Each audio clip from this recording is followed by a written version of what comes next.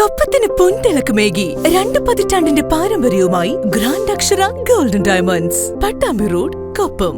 സാമ്രാജ്യത്വ കടന്നാക്രമണങ്ങൾക്കെതിരെ എന്ന മുദ്രാവാക്യമുയർത്തി CPMന്റെ നേതൃത്വത്തിൽ നടക്കുന്ന ക്യാമ്പയിന്റെ ഭാഗമായി പട്ടാമ്പി ഏരിയ തല ക്യാമ്പയിൻ കൊപ്പത്ത് വെച്ച് നടന്നു. ജില്ലാ കമ്മിറ്റി അംഗം TK നാരായണദാസ് ഉദ്ഘാടനം ചെയ്തു. സാമ്രാജ്യത്വം തുലയട്ടെ എന്ന മുദ്രാവാക്യമുയർത്തി CPMന്റെ നേതൃത്വത്തിൽ സംസ്ഥാന തലത്തിൽ നടക്കുന്ന ക്യാമ്പയിന്റെ ഭാഗമായി പട്ടാമ്പി ഏരിയ തല ക്യാമ്പയിൻ കൊപ്പത്ത് വെച്ച് നടന്നു. ജില്ലാ കമ്മിറ്റി അംഗം TK നാരായണദാസ് ഉദ്ഘാടനം ചെയ്തു. കേരളത്തിൽ കോൺഗ്രസിനകത്ത് വളരെ ശക്തമായിരുന്ന കോൺഗ്രസ് സോഷ്യലിസ്റ്റ് പാർട്ടിയും അതൊന്ന് ഉരുത്തിരിഞ്ഞ കമ്മ്യൂണിസ്റ്റ് പാർട്ടിയും ഏറ്റവും ഗൗരവത്തോടുകൂടി ഏറ്റെടുക്കുകയും 1940 സെപ്റ്റംബർ 15 കമ്മ്യൂണിസ്റ്റ് പാർട്ടി എന്ന പാർട്ടിയുടെ ജനനം പ്രഖ്യാപിക്കുകയും ചെയ്തു.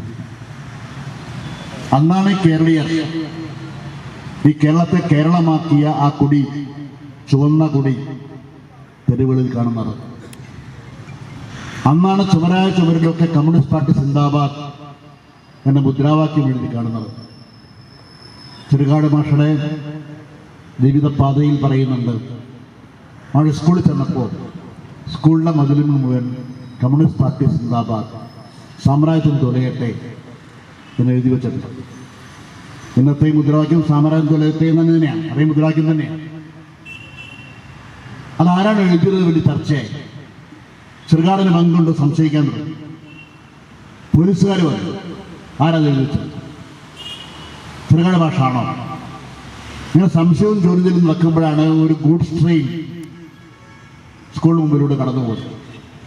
ആ ഗൂഡ്സിന്റെ ബോഗികളിലെല്ലാം എഴുതി വെച്ചിരുന്നു, സാമ്രാജ്യം തുലയട്ടെ, കമ്മ്യൂണിസ്റ്റ് പാർട്ടി സിന്ദാബാദ്. അങ്ങനെയാണ് ഈ കേരളത്തെ ഇന്നത്തെ കേരളമാക്കിയ കമ്മ്യൂണിസ്റ്റ് പാർട്ടിയുടെ ജനനം എന്നാണ് ജനങ്ങൾ അറിയുന്നത്. ജില്ലാ കമ്മിറ്റി അംഗം NP വിനയകുമാർ അധ്യക്ഷത വഹിച്ചു.